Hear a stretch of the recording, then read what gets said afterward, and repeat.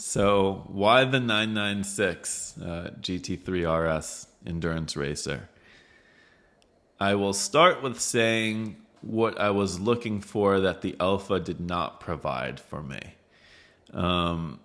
First off, the Alpha is a really great car to drive. It's such a fun car, especially on slicks, on bias ply tires, on the track. I mean, it moves around.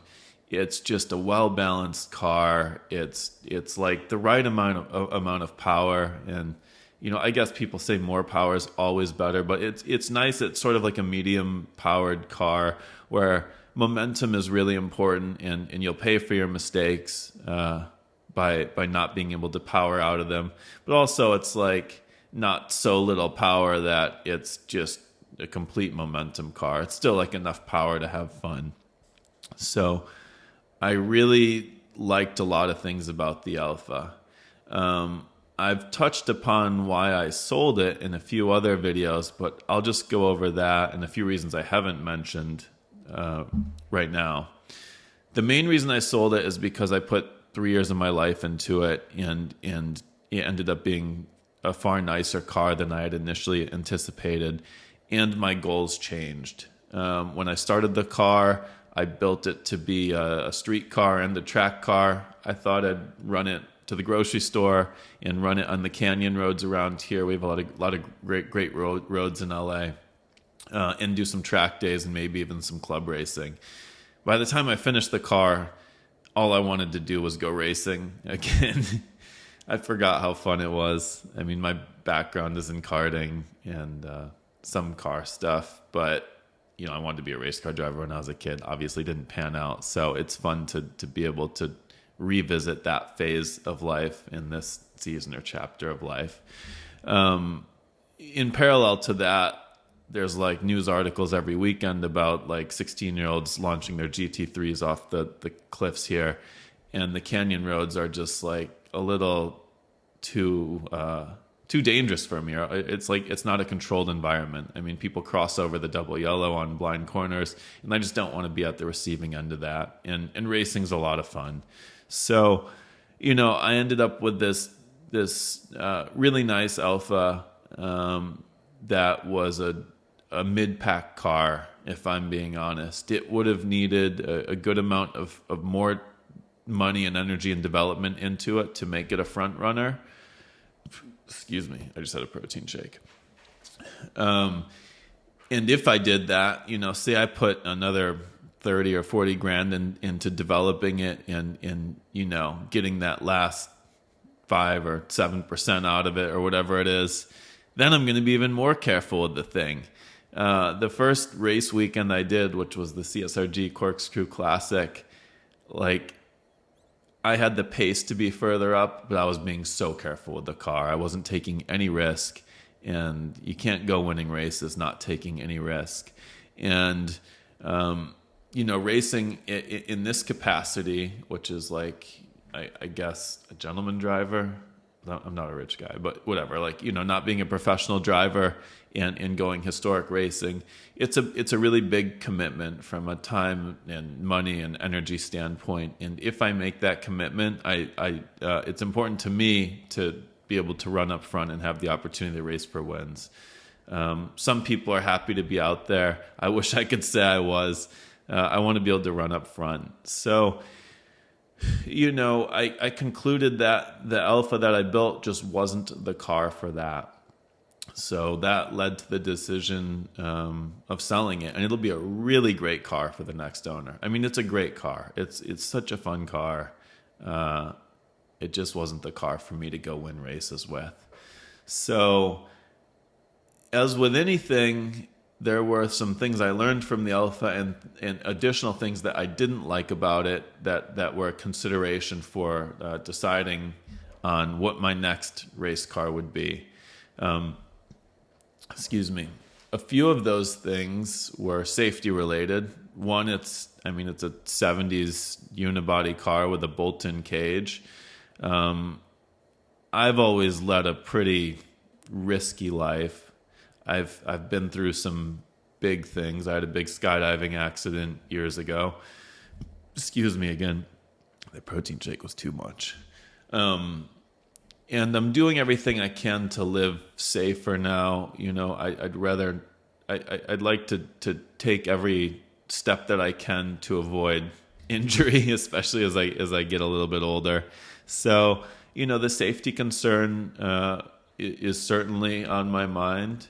And then running the car, like just running it myself at like club race weekends, there are a bunch of things that sort of pop up that make me want to get into like a factory race car and something that's more efficient to run and set up to be run as a race car. So, one thing is I'm super tired of a jack and jack stands. This probably stems from building the car in my one car garage here and having to constantly jack up one side, do whatever I'm doing, move the car over, jack up the other side.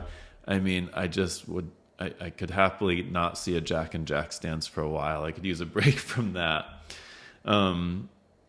Switching wheels. When you're racing, it's nice to have single lug center lock wheels versus 4 or 5 lugs. Setup changes. The Alpha is pretty efficient to make setup changes with for what originated as a street car, and as you guys saw, I built some tools to make those changes more efficient, but it's still generally easier to make setup changes on a dedicated race car. So, those were some of the things that I took away from the Alpha that were on my mind when looking for what was next. So that brings me back to what this video is about, which is why did I pick the 996 GT3 RS? A number of reasons. I made a list.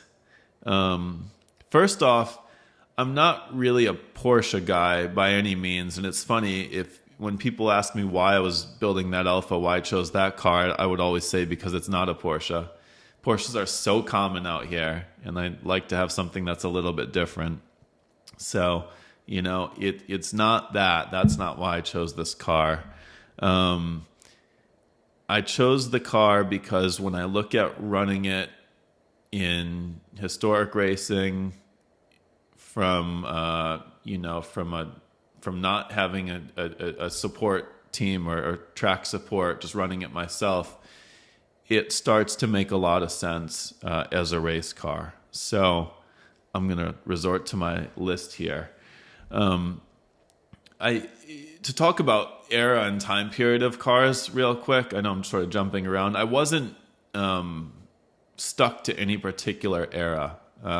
I really like 60s and 70s cars. I like the B sedan era, and it's such a great class. It's a really fun class to run, and it's good racing. And same with the sports racer cars from that time period. But I also like the late 90s, early 2000s cars because that's what I grew up watching. Like when I was karting, I was watching the American Le Mans and Grand Am Series and Le Mans and a bunch of different GT racing, as well as F1. I was into F1. But I those cars are appealing to me too. There are a few things that are not exciting to me when looking at my next race car, and that was like driver aids. I wanted to stay away from ABS, traction control, even like a sequential gearbox. I'd prefer an H pattern. So, that limits me a little bit as far as all of the newer GT cars have that stuff, or most have at least some of those things. So I wanted to stay away from that stuff. I like a true like driver's car, analog, just like you're right. Your foot's connected to the engine, and if you screw up, you can lock up the brakes. And I really enjoy that aspect of running a car. So the 996 RS became appealing because there's a lot of several series I can run it in, and the one that's most interesting to me out here that I'll probably try to run the whole series would be Club Wheelhouse, and Club Wheelhouse is mainly for 996 and 997 Cup cars. Excuse me. I like 996s. I like that era of Porsche. The 996 Cup cars aren't that interesting to me because they have ABS, and they're also not that competitive in that series. I mean, they're just not as quick as like a 997.2. The 997 Cup cars are interesting to me. They are sequential, and a lot of people put paddle shift, and some people put ABS in them, but they're in the world of Porsches not too unreasonably priced. They're more common than a factory endurance racer. So from an investment standpoint, which was really important to me here, they make a little bit less sense, but I could go get a 997.2 Cup car and run up front in this series. But the Rs, RSs, and RSRs are really what interest me, and I thought they were all out of my price range. I actually found out about the car that I ended up buying because I called Dave at Race Cars for You about a Cup car, and we were chatting, and I was like, an R is really what's interesting to me. And he's like, well, you have this one, and I knew the car he was talking about. I'd seen it. Excuse me. And he's like, the guy has some room on that. And this was before I sold the Alpha. So when he said that, and he mentioned a number that wasn't totally unrealistic for me, it was still a huge stretch.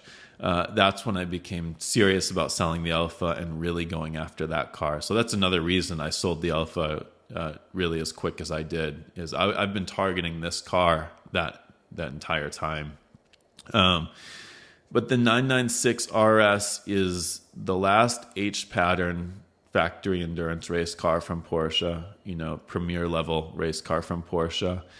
It does not have ABS, and my particular car has been rebuilt as a 3.8, so it has the power of a 997.2 Cup car, maybe even a little bit more because of the throttle bodies, but it should be very competitive in the series that I was just talking about with the 997 Cups.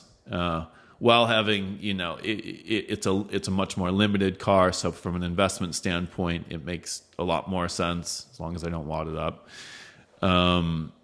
It's a little more cost efficient to run. I'm scared to say that, but I think it is because of the H pattern gearbox. And it's an interesting car to me because I grew up watching it race. Like, it's a more special car than a Cup car. There was 48 made.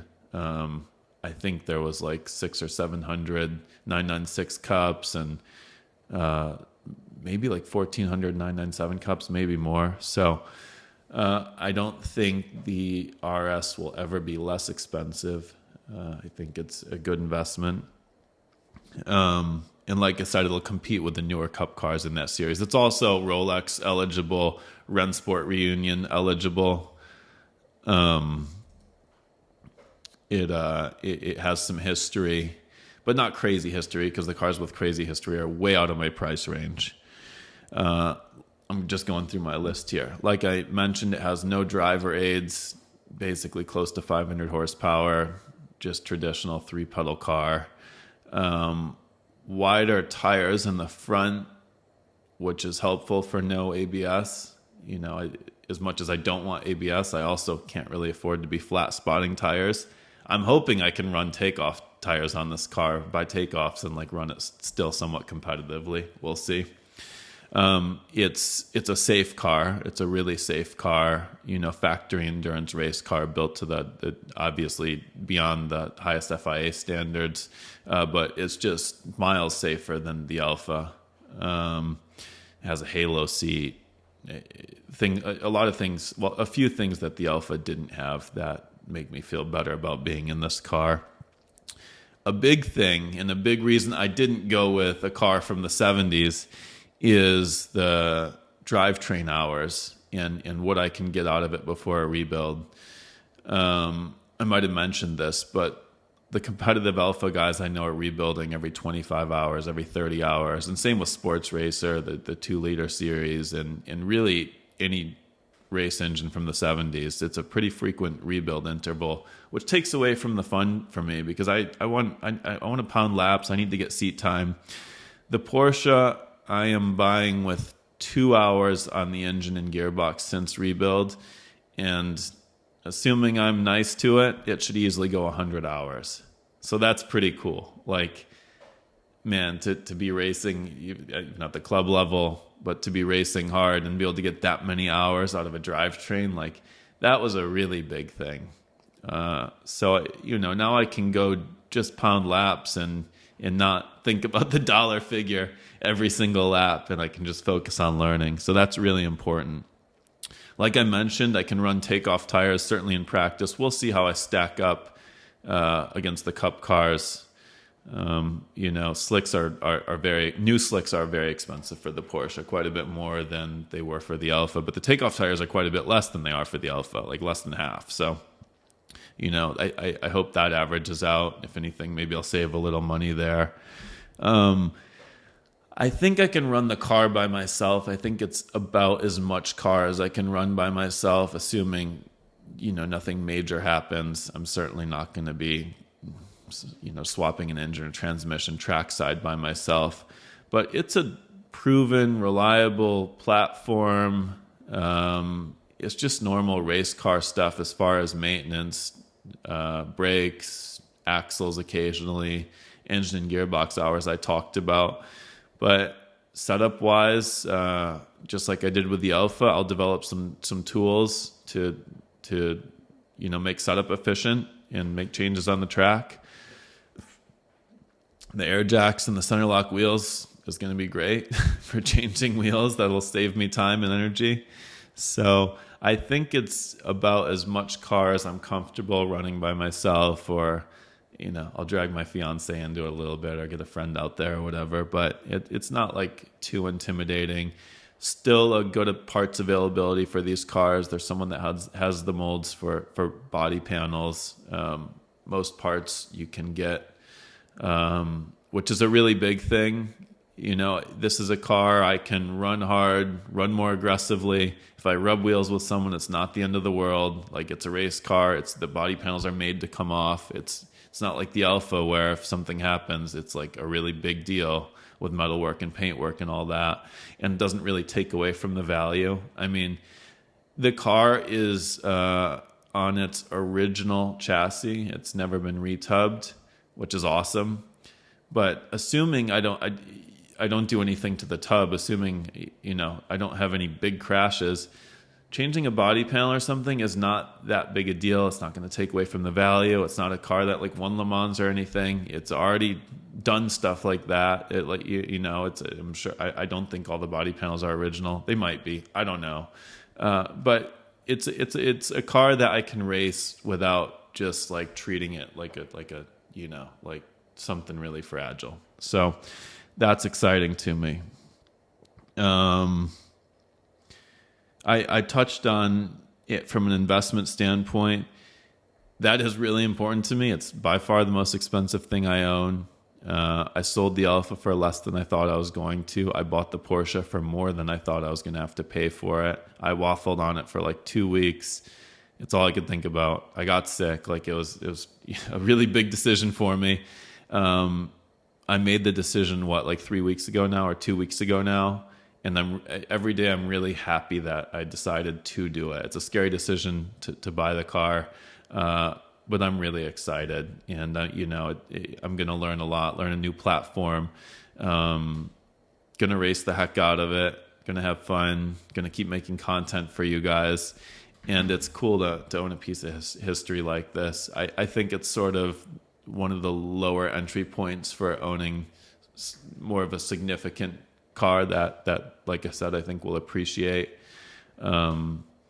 Yeah, I mean, 997Rs are more, RSRs are obviously a lot more, 996 RSRs are more, and all of those are not as interesting to me because, again, they start to have some driver aids and stuff. And then the earlier Porsches, RSRs, 993 Cups, they're a lot of money too. So this is sort of the sweet spot for me. It's in my opinion, it's a cool car. It's a car I can race hard. It's a car that I don't think I'll lose money on. I mean, it costs money to race it, of course, but from just capital in for the purchase cost, and if or when I sell it, I think it'll appreciate. So, that makes me excited. So I have some pictures of it. Oh, let me talk about when I'm going to have the car. This is important. I forgot. I'm I'm going to go down to Sebring on September 11th, and we're going to do a test day on September 12th. Dave at Race Cars for You has generously given me a day of track support because I purchased the car from him. The car was actually a friend of his, but he's been so nice, and he knows these cars really well. Like he did engineering on this era of cars back in the day. He knows more than most. So I'm going to go run in that Sebring. Number one goal is to learn as much as I can from him and learn about the car from a technical standpoint. I mean, obviously, I'm excited to run some laps at Sebring. I've never run on Sebring. A long-term goal with the car would be go historic endurance race it with HSR or something, so it'd be good to get some laps at Sebring. I can't afford to endurance race it right now. But I'm excited to run the track. I mean, my friends who have run that track, a lot of them say it's like one of their favorites. It has a lot of character. So excited to finally go turn some laps in the car. Obviously, I'm going to take you guys with me, but we're going to learn as much as we can in that day of testing. My dad's going to come down, which is super cool. My dad used to go all over with me karting. Like he went all over the country with me and did everything he could to help me try and become a race car driver. We had a lot of fun. So he hasn't been racing with me since then. I'm probably 10 times more excited about it since he's going. So he's going to meet me in Sebring. We'll go run that car, and then I'll ship it here right after. I think I'll want to get some more test days in it before I race it. If I'm really comfortable with it, I might ship it to Sonoma and run the CSRG weekend in October with Club Wheelhouse, but I'll probably ship it here. And then there's a bunch of stuff I want to do to the car. It's an honest race car. It's not it's not a concourse car. It hasn't been fully restored or anything. As you know, I ran down to Sebring and saw the car right before I bought it. So I looked at it for 2 hours. And Race Cars for You sent me a bunch of pictures of it. So I'll just scroll through these pictures and you guys can see the car in a bit more detail. Regarding the livery, I'm not quite sure why it has this livery. I don't think it ran it in period. It looks like a Par Motorsports livery to me, and I spoke to Par and they said they did not run this chassis number. The car has history in the Super GT series in Asia, and then it ran in Masters in UK. I didn't buy it based on its history. I mean, I know it has some history, so it's eligible for some of the more exclusive events. But I am still working on getting a detailed history and learning as much as I can about the car's life. Here is the front bay. It has a new air jack up here, which is great, and pretty honest, clean car. This is how they look from the factory. So, I've cross-referenced a bunch of pictures with a lot of other RSs to sort of learn as much as I can about, what's original and what's not. And I think this is a very original car. The wheels are the wheels that came with the car. I'm getting 2 sets of wheels, which should be enough for me to run it. Maybe eventually I'll get a third set for rain tires. And it has the original Brembo brakes. And everything looks to be in pretty decent shape. Yeah, the livery, the wrap covers the wing. And I'll figure out what I do with that.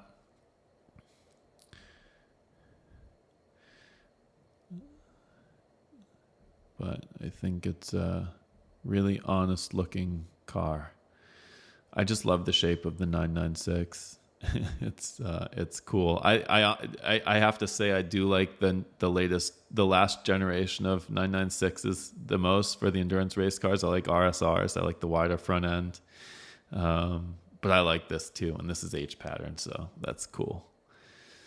Original windows. And these are carbon fiber doors, a bunch of carbon fiber body panels. And you can see that chassis tag over there on the far door bar.